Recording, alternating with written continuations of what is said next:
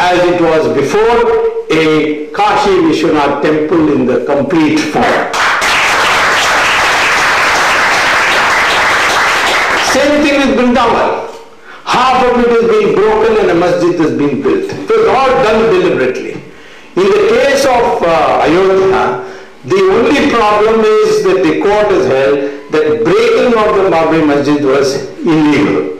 It was unauthorized. What they did, they took the law from it. But that's a subsidiary issue. The issue of whether a Ram temple can come is something which is, there is no law to stop it. Why 83% of the Hindus in this country, of our country, should be so passive in this matter? After all, it's Ramchandraji's thing. Our temples are not like masjids. Our temples, to build our temples, you have to fast for 41 days. Then according to Agama Shastras, you have to perform a large number of pujas till into that stone image God's own spirit is infused. So it becomes a holy place. A temple and a masjid cannot be compared. And therefore, what is it that is wrong with us? That all these things has to happen. In our country, we have to defend Ramchandraji and say that we have to protect it. Will they require that for others?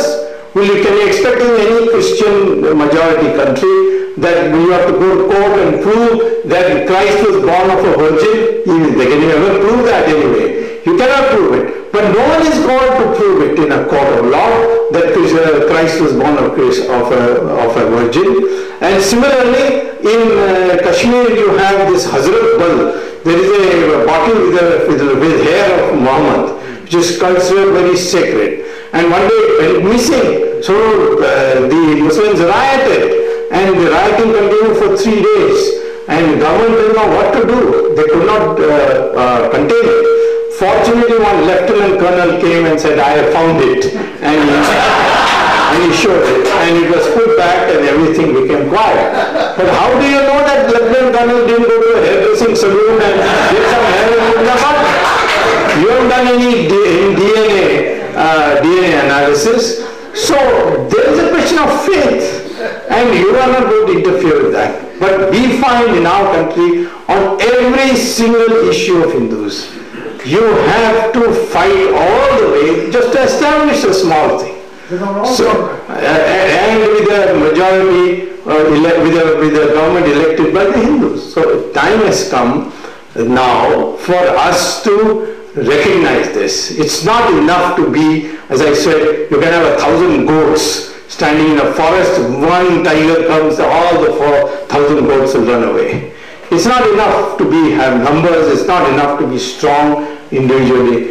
It's not enough to just go to do puja and to celebrate Ramayana, Ramlila, or visit temples. You have to have a corporate Hindu psychology, and that corporate Hindu psychology you must exercise once. Fortunately, on 15th and 16th of July, Swami Dayananda Saraswati has convened a meeting of eminent Hindu thinkers, to which I have also been invited. And I've been, in fact, this morning, Dayananda Saraswati phoned me up to tell me that I should draw up a Hindu agenda which should be adopted in the election. For one election,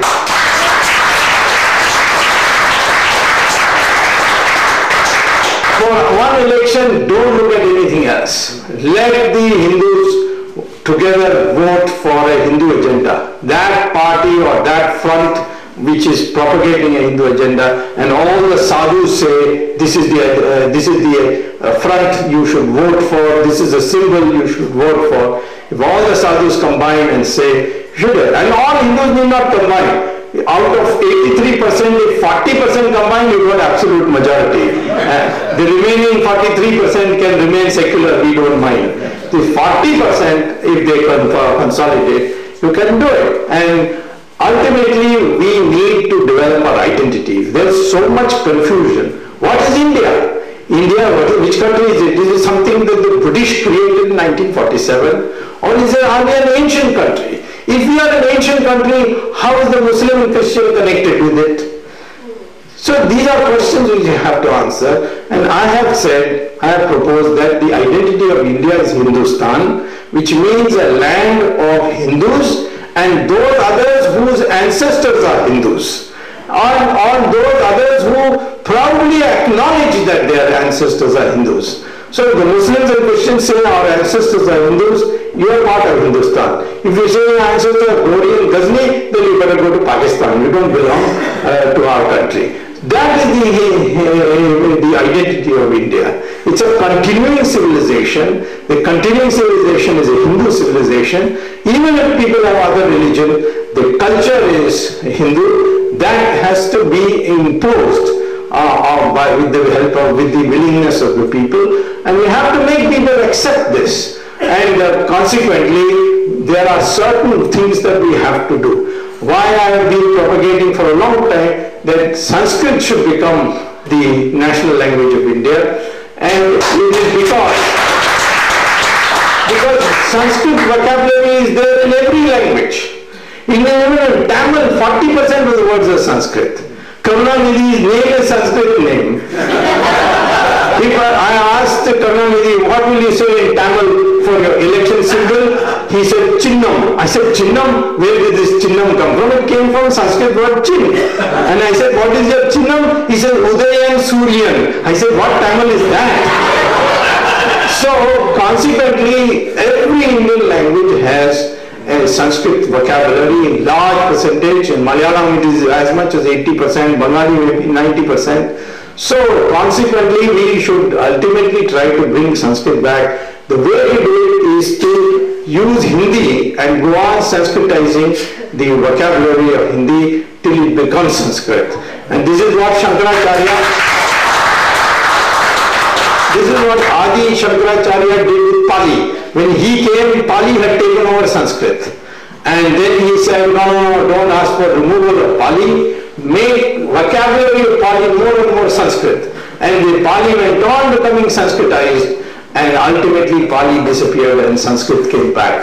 So Sanskrit, the true history of India, India is not Aryans and Dravidians, they are all bogus. Where DNA has now proved that we are all the same people. Caste is not got to do with birth, it is a discipline. The Brigu and Bhardwaja in their debate have established that caste is to be created on the basis of discipline. They said there are Rishi Brigu said there are four sources of power. One is knowledge, second is weapon, third is wealth, fourth is land. These four should not be in one hand, they should be in separate hands. Therefore, those who have knowledge will not have wealth, will not have weapons, but they will have social status, and they will have to live by begging, and people should be honored to give them what they ask for in begging. Similarly, the Raja, the man who has the weapons, will defend the country, but he will not make policy. Policy will be made by the Brahmin. People who make money can make money, but they will not have the say in the running of the country. And those who have land will produce for the whole country. They'll have the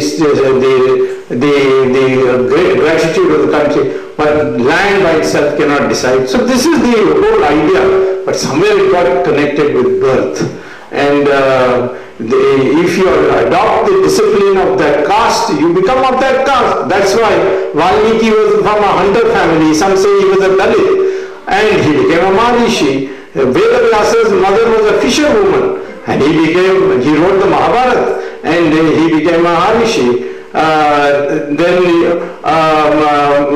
Vishwamitra, he was a Kshatriya, he was considered Rishi of Rishis. Kalidasa was a Vanavasi. He was in fact sitting on a tree and doing foolish things. He was taken by the Brahmins and made into a Maharishi, ultimately became a Kavi of Kavis, you see.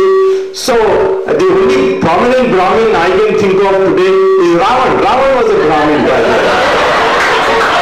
Ravan was a Brahmin, was a great Pandit, but he had got so much ahankar, so much of his arrogance, that the lords decided the time had come to destroy him. And that's how, and he was destroyed, he was killed by a Kshatriya. And the Brahmins of India do not worship Ravan or against Ram for killing a Brahmin. They worship a Kshatriya because he fought on the rights, on the